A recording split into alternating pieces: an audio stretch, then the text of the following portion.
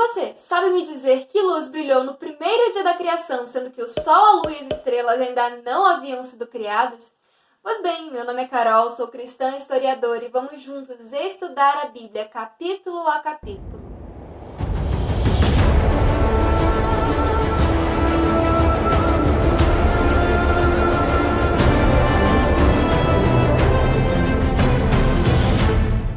Gênesis 1, capítulo 1. Nada mais, nada menos do que a primeira parte da resposta da grande pergunta que permeia a humanidade desde que ela se perdeu do caminho.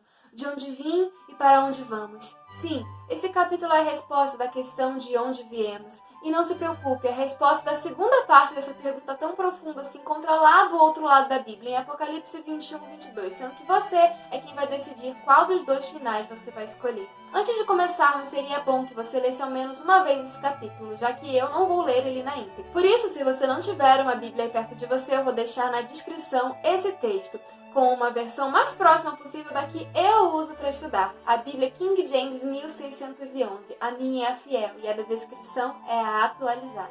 Já no primeiro versículo, vemos que Deus é o Criador dos céus, da terra e, consequentemente, de todo o universo. E no segundo, vemos que, além de Deus, temos também o Espírito de Deus. E essas pequenas frases já nos trazem duas grandes dúvidas sobre quem é exatamente Deus. Afinal, Deus não é um nome, sim uma posição social. E a questão número 1 é: como que Deus pode ser um e ao mesmo tempo três? Pai, Filho e Espírito Santo.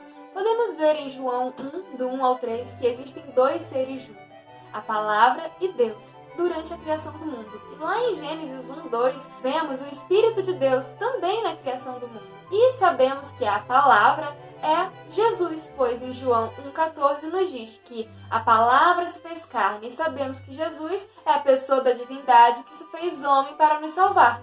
Temos então assim Deus Pai, Deus Filho e Deus Espírito Santo durante a criação. Aí você me pergunta, mas assim não seriam três deuses abordados pela Bíblia? E a resposta é que não, pois esses três seres pensam de maneira igual e estão sempre, desde a eternidade, em perfeita harmonia. E se fôssemos comparar com os deuses de religiões politeístas, veríamos sempre dissensão, contenda, lutas para ver qual deus é o mais forte e muito menos harmonia até do que na nossa terra. E é assim que podemos sim ser monoteístas, mesmo tendo três seres numa única divindade, pois 1 vezes 1 vezes 1 na matemática é igual a 1. Três seres em perfeita harmonia constituem o meu Deus, o meu querido e amado Deus. Nós vamos ver muito mais sobre as pessoas da divindade no decorrer da Bíblia, mas vamos com calma, porque só estamos no versículo 2 de Gênesis e temos uma Bíblia inteira à frente para esclarecer cada vez mais esse assunto. E a questão número 2 é: Deus é matéria ou um espírito intangível? Pois falava que o Espírito de Deus estava sobre as faces das águas. Porém, a própria Bíblia diz em Salmos 102, 25, que tudo foi feito pelas mãos de Deus e um espírito intangível não tem mão para criar nada e muito menos boca para falar, ordenando que algo venha à existência. A alma é um termo equivalente ao hebraico nefesh, ao sânscrito atman e ao grego psique, que significa ser, vida ou criatura. Etimologicamente deriva do termo em latim animo ou anima, que significa o que anima, sendo que a vida de cada organismo não sendo eterna e nem separada do corpo. Exatamente pelo contrário, é uma só coisa junto com o corpo. Ou seja, na Bíblia, a alma nada mais é do que o corpo, mais o nefesh, o respirar, o ar que Deus colocou nas narinas de Adão, como vamos ver daqui a pouco. E isso se torna uma alma vivente. O corpo mais a respiração, o corpo vivo é uma alma. Você não tem uma alma, você é uma alma. E essa ideia de espíritos intangíveis e deuses sem corpo, que pela lógica não tem nem poder para pôr as próprias mãos na sua criatura, vem das religiões pagãs, que viraram as costas para o Deus verdadeiro e criaram esculturas de pedra e pau para si mesmos, simbolizando aquele Deus invisível inventado para satisfazerem seus próprios desejos, sejam eles bons ou ruins. Voltando ao princípio, onde deuses falsos e nem mesmo o homem haviam sido criados ainda, temos a pergunta que eu te fiz no começo do vídeo. Deus disse, haja luz, e houve luz. Mas se continuarmos lendo o capítulo, vemos que o Sol, a Lua e as estrelas seriam criados somente alguns dias depois. Então, que luz era essa que brilhou no primeiro dia da criação? A resposta é muito simples e ao mesmo tempo linda.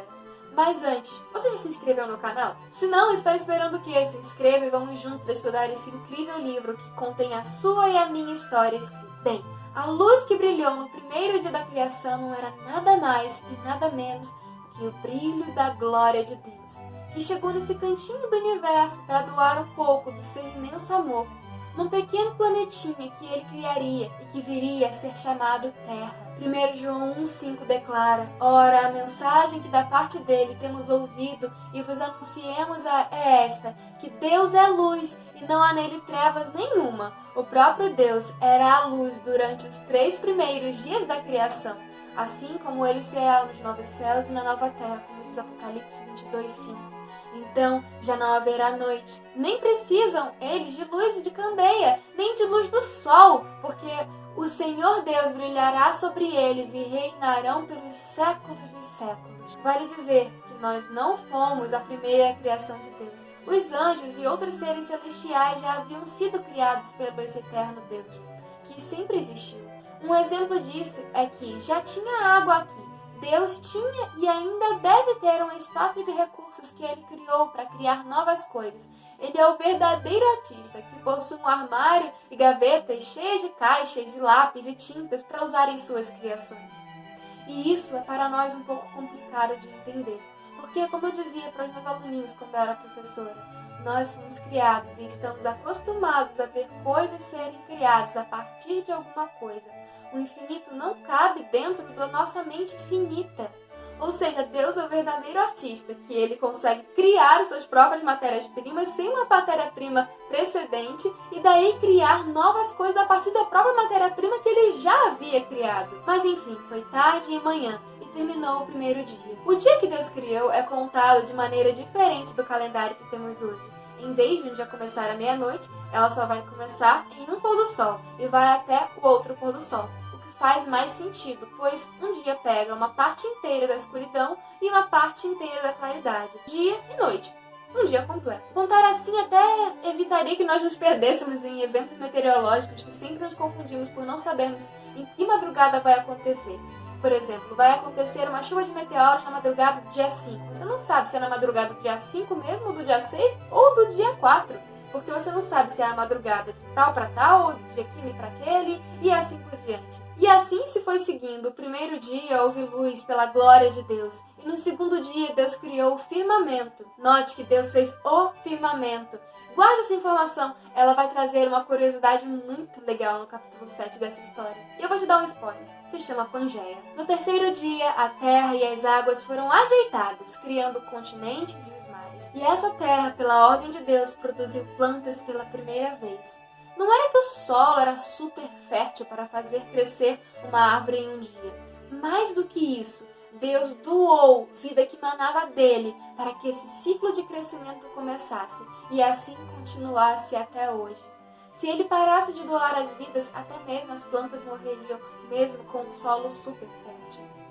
E finalmente, no dia 4, Deus criou o Sol, a Lua e as estrelas, e também os planetas que estão no nosso sistema solar, para marcar dessa forma, então, o dia e a noite, as estações e o tempo. Esses pontinhos que vemos de noite brilhando, que chamamos de estrelas, são planetas e sóis, são corpos celestes que estão espalhados pelo universo. Mas Deus fez questão de colocar o nosso planetinha num lugar muito estratégico, para que a temperatura fosse perfeita, fosse boa, para que não queimássemos e para que não congelássemos no universo. E também para que esses planetas que estão ao nosso redor nos protejam de cometas, asteroides, tantas coisas que poderiam cair nessa Terra e nos destruir em um segundo, caem nos planetas muito maiores que estão ao nosso redor e que atraem essas partículas gigantes do céu para eles, impedindo que caia e destrua totalmente o nosso planeta. No quinto dia, Deus criou todo tipo de criaturas marinhas, muitas delas que nem sequer conhecemos, pois o mar ainda é muito e pouco explorado. Também as criaturas que voam nos céus foram criadas nesse dia. Mas finalmente, o sexto dia da criação, Deus deu o último toque final antes de criar o homem. Ele encheu a terra de alegria com todos os tipos de animais terrestres que eram todos dóceis como uma ovelhinha, desde o leão até mesmo a serpente. E aí? Só aí, depois de toda a casa organizada, Ele trouxe o homem à existência conforme a imagem e semelhança de Deus, tanto em aparência, mas principalmente em caráter. A obra-prima de criação da terra, diferente de tudo que já havia sido feito nesses 6 dias de trabalho, homem e mulher foram criados para a glória de Deus, para mostrarem ao universo que Deus é realmente Deus. E Deus amou essa criação. E era plano dele fazer com que essa humanidade passasse por uma pequena prova de confiança para que pudessem habitar no céu junto com ele e com toda a família celeste. Ele planejou tudo, desde o sol para aquecer, até qual seria o alimento dessa nova espécie. Alimentos à base de plantas, frutas e sementes. Os animais e seus derivados não foram designados para a alimentação humana. O domínio dos homens sobre os animais deveria ser de cuidado para esses indefesos animais, que nesse belo jardim chamado Éden comiam apenas a relva verdinha, enquanto Jesus vinha e conversava com seus filhos. Todas as condições eram favoráveis, mas esses novos seres não passaram na prova.